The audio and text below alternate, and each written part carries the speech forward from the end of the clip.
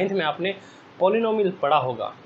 Don't tell me that के 9th में कौन पढ़ता है, नहीं पढ़ा, कोई बात नहीं, ध्यान से सुनना। बात करने वाले हैं पॉलिनोमियल यानी कि बहुपद की।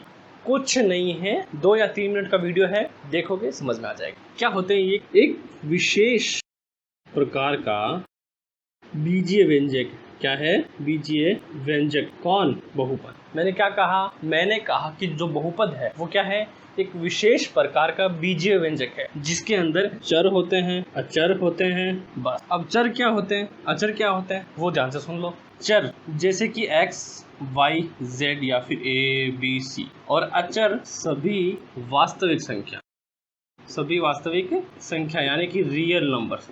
क्या हो जाएंगे? Real numbers. अब देखना, हमने जो पिछले चैप्टर पढ़ा था वो सारे रियल नंबर पढ़े थे। क्या पढ़े थे? पूरा चैप्टर ही रियल नंबर पे था, यानी उसके अंदर जो भी नंबर्स हैं वो सारे किसमें? पॉलिनोम यानी कि बहुपद में इंक्लूड है ऑलरेडी। ठीक है।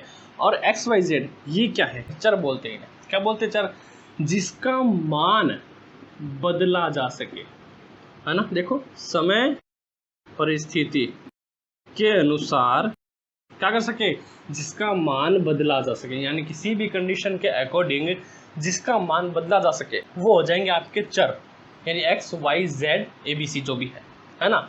और जो अचर हैं वो होते हैं आपके सारे रियल नंबर्स, है ना। जो भी हमने रियल नंबर्स के अंदर पढ़ा था, हमारे फर्स्ट चैप्टर में पढ़ा था, वो सारे नंबर्स इसके अंदर इंक्लूड है। बस यही आपका बहुपद क्या है? पॉलिनोमियल एक विशेष प्रकार का व्यंजक है जो चर और अचर से मिलकर बना होता है। और चर अचर क्या होते हैं? ये रहा चर, ये रहा अचर। इतना समझ में आया? Okay, good. अगर उतना समझ चुके हो, अब देखना, एक शब्द लिख रहा हूँ मैं जो हम पढ़ रहे हैं, पॉलिनोमियल, हिंदी में इसे बहुपद कहते हैं। अगर मैं इनको 2 अलग अलग शब्दों में या फिर वर्डों में संधि विच्छेद करूँ, है ना, क्या हो जाएगा? पॉली का मतलब, इसका मतलब होता है बहुत सारे, लॉट्स ऑफ, है ना, यानी कि बहुत सारे। नॉमिनल मतलब हो जाता है टर्म, क्या हो जाएगी? टर्म्स। अब वैसे ही बहु मतलब क्या हो जाएगा? बहुत सारे। क्या हो जाएगा? बहुत सारे। ये एक वचन बहुवचन वाला आपने पढ़ा है क्या? है ना, एक वचन बहुवचन पढ़ा है ना। एक वचन में क्या होता था? एक पद होता था, बहुवचन में बहुत सारे। वैसे ये बहुवचन वाला बहु है ना, बहुत सारे पद का मतलब पद। अब जो इसमें टर्म्स है या जो पद है वो अपने पास इंपॉर्टेंट है। बहुपद जिसमें बहुत सारे पद हो, इसका मीनिंग, बेसिक मीनिंग यही हो। अब पद क्या होते हैं या फिर टर्म्स क्या होते हैं, है ना। अगर हम टर्म या फिर पद की बात करूं तो ये भी क्या है? 2 चीज़ों से मिलकर। पहला रियल नंबर यानी कि वास्तविक संख्या, फिर दूसरा क्या है? दूसरा हो जाएगा वेरिएबल्स। क्या हो जाएंगे? वेरिएबल्स, जैसे कि x, y, z। इन दोनों से मिलकर क्या बनता है? पद। और जिसमें बहुत सारे पद हो वो क्या हो जाएगा? बहुपद। यानी जिसमें रियल नंबर हो, वेरिएबल्स हो, वो क्या हो जाएगा? वो हो जाएगी एक टर्म। और बहुत सारी टर्म्स बना के क्या बन जाती है? पॉलिनोमियल। बस ये आपका सीधा सा सिंपल है बहुपद यानी पॉलिनोमियल। इससे ज़्यादा समझने की आपको जरूरत नहीं। बस आपको ये ध्यान रखनी कि जैसे आपको पता है पॉलिनोमियल में क्या होती है? डिग्री होती है, जैसे कि x², x³ या x⁴, ये क्या होती है? x की डिग्रीज होती है। ये जो भी डिग्री आएगी वो हमेशा क्या होगी? पॉजिटिव होगी, प्लस में। इसकी डिग्री हमेशा नॉन नेगेटिव होगी।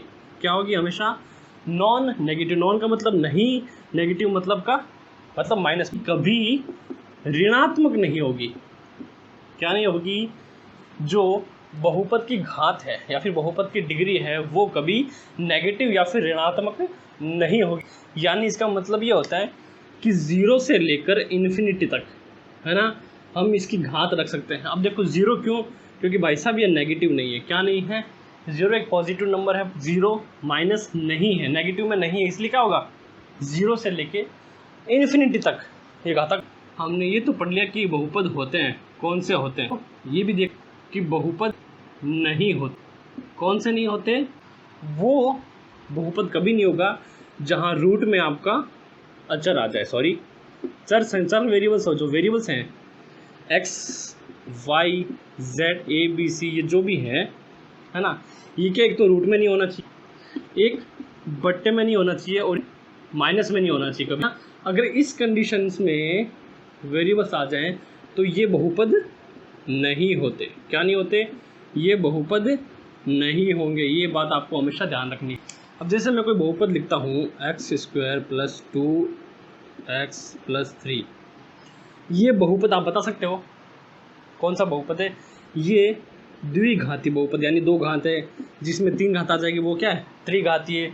जिसमें 4 घातें आ जाएगी वो चतुर्घातीय बहुपद, है ना। तो इतना तो आप में दिमाग है कि आप घातांक देखकर बता सको कि वो कौन सा बहुपद है, एक घातीय, द्विघातीय, त्रिघातीय, चतुर्घातीय, है ना। हमें ये पता चल गया कि घात एक हो तो एक घातीय कहते हैं, द्विघातीय, या फिर 3 घातों को 3 घातीय। अब इनको कहेंगे कैसे? देखो, जिसकी घात एक हो, जैसे कि x हो या फिर x की घात एक हो, क्या कहेंगे वो? एक घातीय बहुपद, इंग्लिश वाला लीनियर पॉलिनोमियल, है ना। और जिसकी घात 2 हो, x², y², है ना, जिसकी 2 घात हो वो बोलेंगे द्विघातीय। क्या हो जाए? द्विघातीय बहुपद, क्वाड्रेटिक पॉलिनोमियल, ठीक है।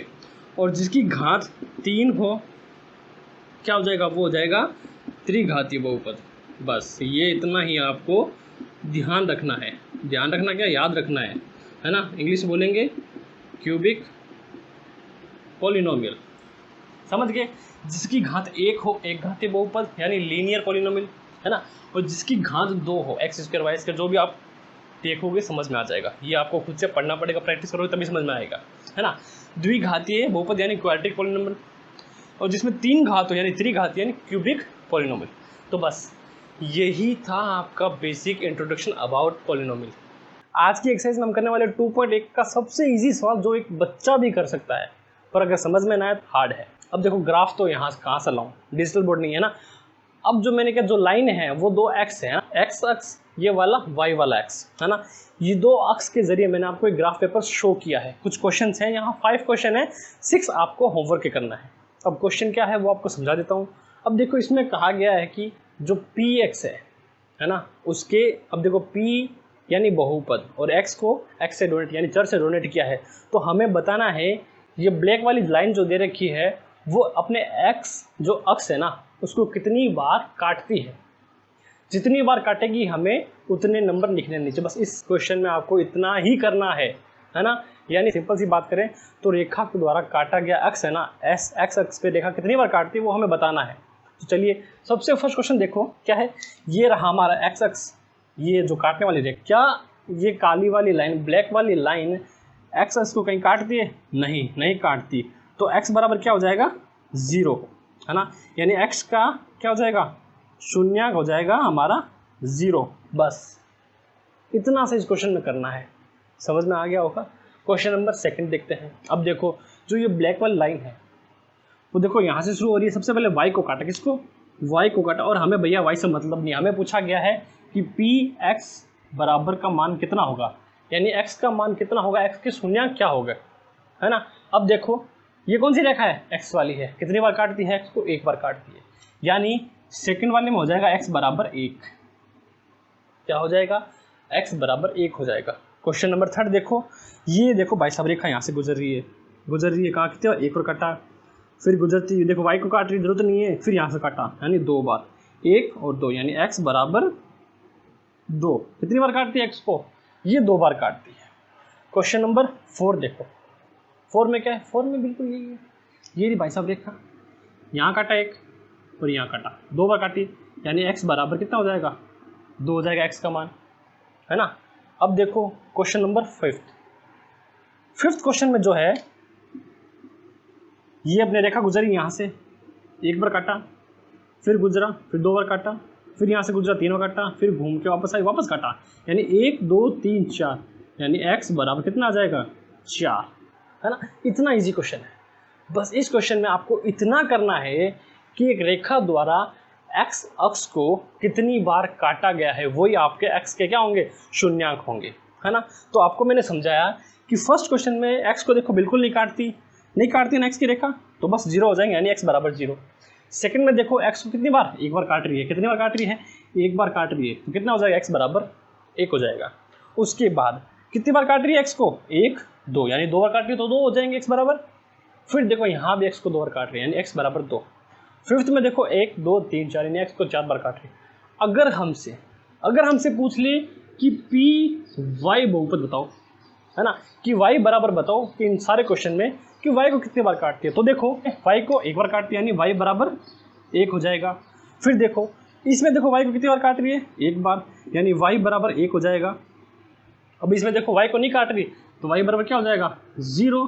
और फिफ्थ वाले वाई को कितनी बार 1 बार काट रही है यानी वाई बराबर 1। हालांकि आपको वाई वाला नहीं करना, आपको सिर्फ एक्स वाला करना है। बस मैंने आपको समझाया है ताकि आपको ये क्वेश्चन अच्छी तरह समझ में आ जाए।